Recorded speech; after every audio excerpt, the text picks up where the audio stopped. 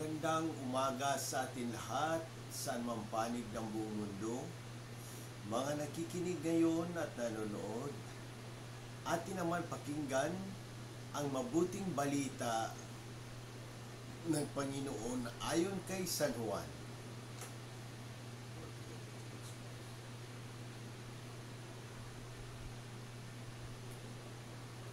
Si Tomas na tinaguri ang kambal, isa sa 12, ay hindi nila kasama nang dumating si Jesus. Kaya't sinabi sa kanya ng ibang alagad, "Nakita namin ang Panginoon."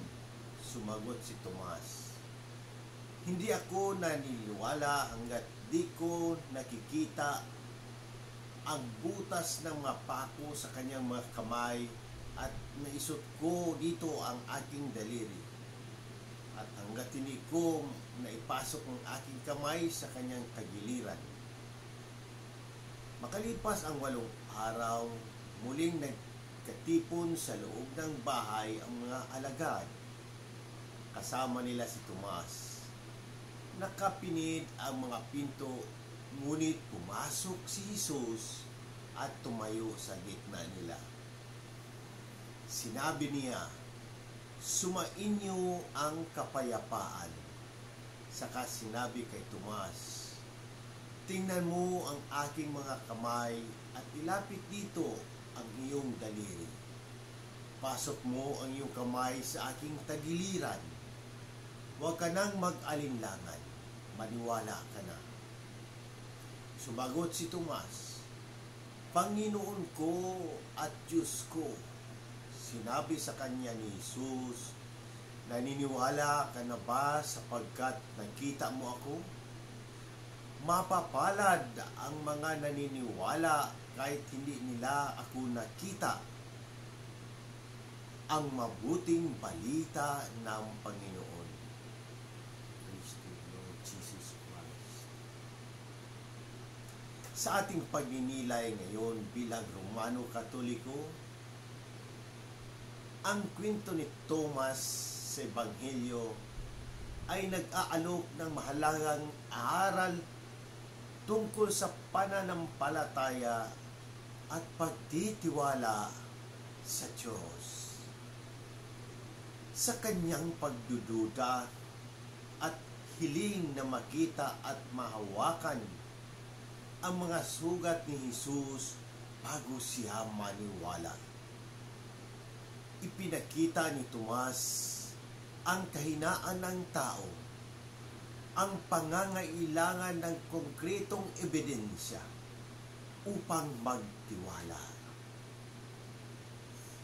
Ngunit si Jesus sa kanyang habag at pag-unawa, nagpakita kay Tomas at hinayaan siyang makita at mahawakan ang kanyang mga sugat. Sa pagkakataong iyon, si Tomas ay sumigaw ng, "Panginoon ko at Diyos ko." Isang pahayag ng pananampalataya at pagkilala sa pagka-Diyos ni Jesus. Ang mensahe ni Jesus kay Tomas ay malinaw. Mapalad ang mga naniniwala kahit hindi nila ako nakita. Ito ay paalala sa ating lahat na ang tunay na pananampalataya ay hindi palaging nangangailangan ng pisikal na patunay. Ang pananampalataya ay pagtitiwala sa Diyos kahit sa mga sandali ng kawalan ng katiyakan at pagdududa.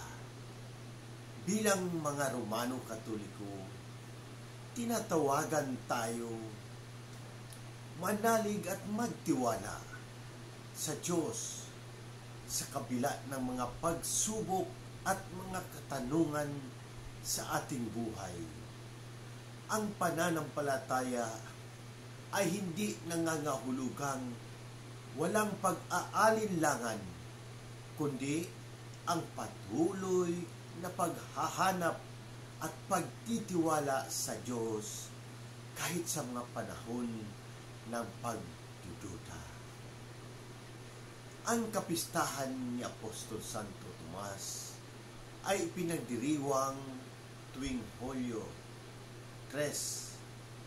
Si Santo Tomas, na kilala rin bilang Tomas na Kambal, ay isa sa 12 apostol ni Jesus at kilala sa kanyang paminsang pagdududa na kung kaya't tinawag siyang Doubting Thomas sa English. Sa mga mahalagang punto tungkol kay Santo Tomas, una, pagduda at pananampalataya. Kilalang kilala si Santo Tomas sa kanyang pag-aalinlangan matapos mabuhay na muli si Jesus. Hindi siya naniwala agad sa muling pagkabuhay ni Jesus hanggat hindi niya nakita at nahawakan ang mga sugat niya. Nang magpakita si Jesus kay Tomas at hayaan siyang makita at hawakan ang mga sugat, sumigaw siya ng Panginoon ko at Diyos ko. Ipinapakita nito na kahit sa ating mga sandali na pag-aalinlangan, may kakayahan tayong magtiwala at manampalataya ng lubos. Pangalawa, paglalakbay at pangaral. Ayon sa tradisyon, si Tomas ay naglakbay at nangaral ng Ebanghelyo sa mga malayong lugar, kabilang ang India.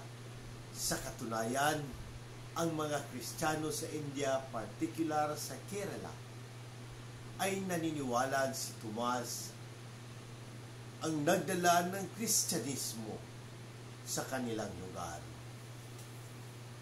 Mayroong mga simbahan at komunidad sa India na tinatawag na St. Thomas Christians. Pangatlo, mensahe ng pananampalataya. Ang kwento ni Tomas ay isang paalala sa atin na ang pananampalataya ay isang paglakbay. Hindi ito palaging madali at may mga pagkakataon ng pag-aalinlangan. Ngunit sa huli, ang mahalaga ay ang ating patuloy na paghahanap at pagtitiwala sa Diyos kahit hindi natin siya nakikita. Pagdiriwang ng kapistahan sa mesa. Karaniwan, ipinagdiriwang ang kapistahan ni Santo Tomas sa pamamagitan ng isang espesyal na mesa kung saan binibigyan diin ang kanyang buhay at mga kontribusyon sa pananampalataya. Pagdarasal. Ang pagdarasal kay Santo Tomas ay siya ring mahalagang bahagi ng pagdiriwang. Ang mga dasal ay naglalayong humingi ng gabay at inspirasyon mula sa kanya, lalo na sa mga panahon ng pag-aalinlangan at pangangailangan ng lakas ng loob sa pananampalataya.